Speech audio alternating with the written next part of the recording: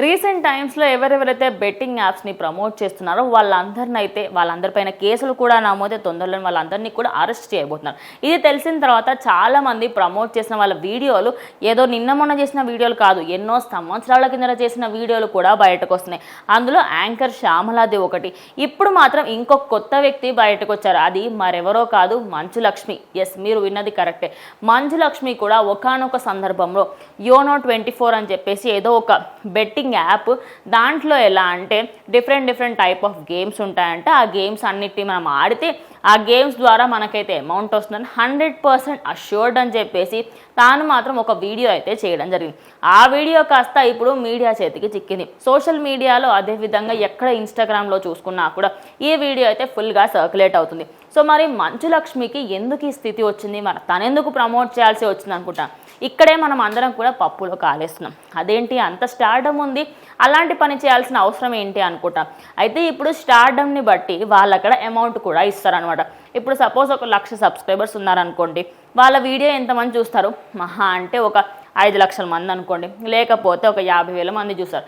అందులో ఒక 10 మంది దాన్ని అరే ఏదేదో బాగుంది కదా అని చెప్పి యాప్ డౌన్లోడ్ చేసుకొని అన్నీ చూస్తూ ఉంటారు.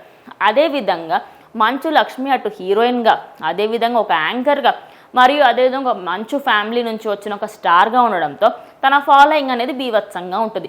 ఇక తన ఇంగ్లీష్ యాక్సెంట్, అదేవిధంగా ప్రతి ఒక్క దాంట్లో కూడా తను మాహిర్ అని చెప్పలే ఒక స్పెషలిస్ట్గా మాట్లాడుతూ ఉంటుంది. మరి అంత గొప్ప వ్యక్తి ప్రజెంట్ తనకి ఎంత ఇచ్చి ఉంటారు, ఒక్కొక్క వీడియోకే ల్యాక్స్లలో, అది కూడా లక్షలు 2 లక్షలు చిన్న చిన్న అమౌంట్స్ కాకుండా 50 లక్షల వరకు కూడా ఇచ్చే అవకాశాలు ఉన్నాయని చెప్పేసి కూడా కొన్ని వర్గాలు అయితే చెప్తున్నాయి అనమాట. మరి మంచు లక్ష్మి ఇంత చేయాల్సిన అవసరం లేదు అని చెప్పేసి కొందరు అంటున్నారు. ఇంకొంతమంది ఏంటంటే ఎప్పుడో ఒక సందర్భంలో చేసిందేమో బై మిస్టేక్, ప్రతిదాన్ని అలా మనసులో పెట్టుకొని ఉండొద్దు. ఇప్పుడు ఎప్పుడో చేసిన వాళ్ళందరూ అంటే కొంతమంది ఫేమ్ కోసం చేశారనమాట. ఇంకొంతమంది ఏంటంటే అరే అప్పట్లో ఒక ట్రెండ్ నడిచింది.